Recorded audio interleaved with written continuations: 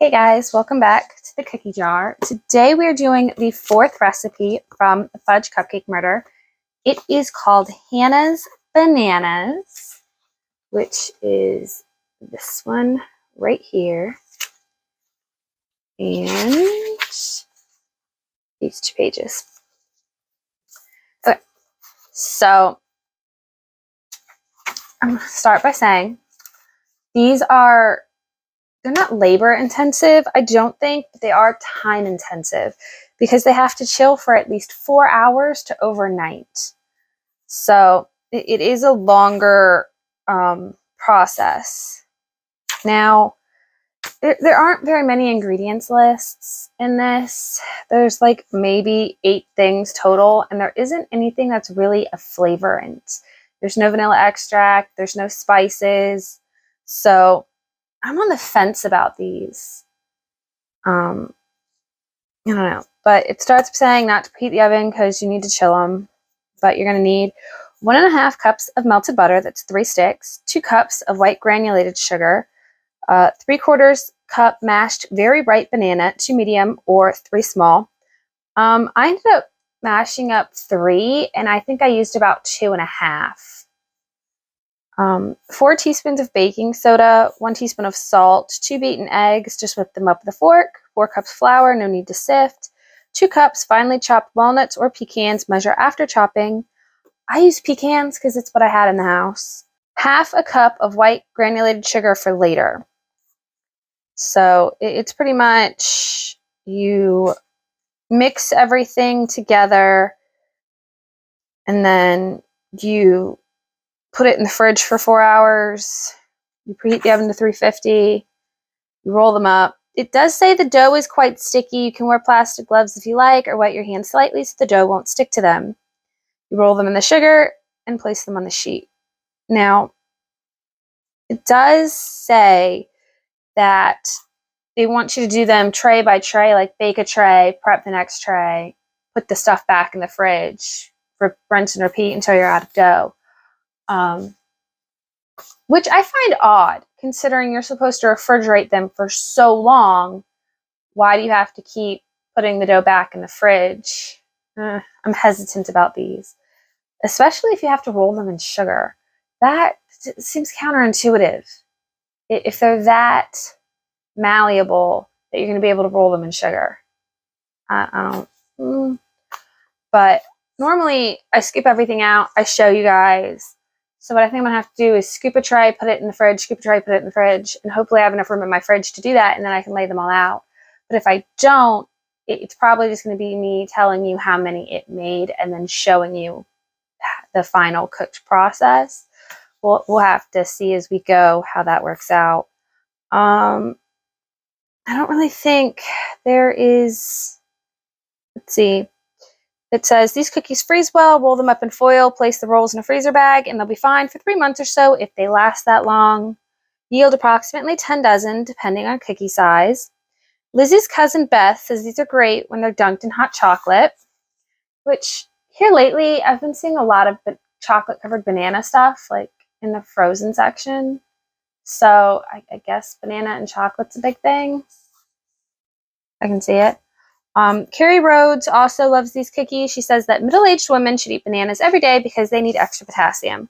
I bite my tongue when she said middle-aged. Carrie's at least 55, and people don't usually live to be 110. Actually, I think a lot of them do these days. Maybe. I don't know. I can't help but thinking these are going to be a pretty bland cookie, but I guess we'll see. So, everything's laid out in the kitchen. Let's get in there and get started. This is everything we're going to be using today. All right, so we have our melted butter already in our bowl. To this, we are adding the 2 cups of sugar, the beaten eggs, 2 beaten eggs, the 4 teaspoons of baking soda, the teaspoon of salt, and we're just going to give that a mix.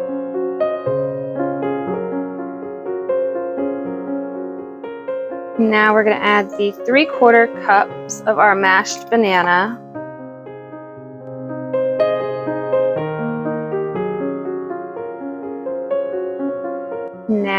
we are going to add the 4 cups of flour and the 2 cups of walnuts or pecans. I have the pecans.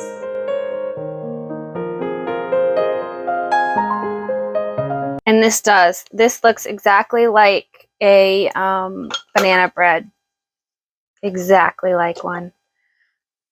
I'm just going to give this a last little stir by hand to try to get the flour from the top of the bowl mixed in, and just to make sure there's no hidden pockets. But that is it. That's all that goes into these. And it goes super quick because for the most part, it all gets dumped in together. Yeah, definitely see why it needs 4 hours. This is while it is thick, it's not stable. This is what it looks like right now. So I'm just gonna cover this up and put it in the fridge, and I will see you in 4 hours. Okay, so here we are 4 hours later. It does look like it's firmed up quite a bit. So we have our grease cookie sheets with the mats. The oven is preheated to 350. And now let's see how messy this is.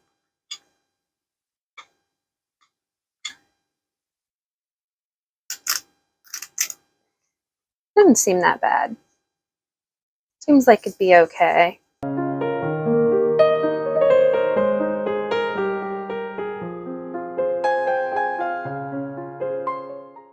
So here is the first tray, all done. This is what they look like. They're all the way. Now, as they said, these have to kind of be kept cold or bake them straight. So I'm actually going to put the trays in the fridge while I scoop everything, and hopefully I have enough room so that I can give you a show of them. Well, you will find out, and I'm going to scoop them up, roll them up, and hopefully get them all done. Be back in just a second. All right, here we go. I've got them all scooped up. There's about 7.5 dozen. There are exactly 91 cookies. They are going to go in the 350-degree oven for 10 minutes, cool for 2, and then be put on a wire rack. So we have finished baking all of our cookies. It does seem like a lot. Here is the front, and here is the back. These are Hannah's bananas. It's banana bread in cookie form. It's good. I like it. Okay. These cookies show up and show out, man. I couldn't stop eating it. If you like banana bread, you will like this cookie. Was I concerned about the amount of ingredients and it not having enough flavor? I was. I very much was. But it is just like a very moist piece of banana bread that has a lot of the crunchy edges from the pan. It's really good. And there may not be any vanilla, but these cookies taste like they have vanilla in it. So that's surprising. The banana flavor strong, with just like an underlaying level of the nut. And of course, it's got the crunchy from the pan, and also from it being rolled in sugar as well. So that adds to it. But for sure, I feel like I would definitely make these again. I feel like if you've got, 2 bananas or 3 bananas that are sitting around your house going bad, pop them in. There you go. If you don't want to make banana bread, make these damn cookies, because they work well. I don't like the fact that you have to chill them for so long. That is the downside. But I feel like if bananas going bad, throw it in the batter. Make it an extra day before you have to toss them. Something like that. I liked them a lot. I kind of want to go eat another one. I was there looking at them on the table. So the next recipe we're doing is called the surprise cookies. They're a cookie that you put a piece of bridge mix into, which I cannot remember anything about bridge mix. I don't even think I've ever had it before. I don't know. It's chocolate covered something. I can't remember if it's fruit or if it's nuts. Maybe it's a mix of both. I don't remember. I hope I can find it. I don't know. I might have to order it and hope it gets here. I know it says if you can't find Bridge Mix that you can use the Hershey miniatures. And it says if I can't find Bridge Mix, I like to use chocolate wafers or Hershey's assorted mini candy bars cut into 4 pieces. So, yeah, if I can't find the Bridge Mix, I'll probably just get the Hershey's assorted things and cut them into 4 like it says. I'm hoping I can find the Bridge Mix because I want it to be as original to the recipes as I can find. Those sound interesting put together.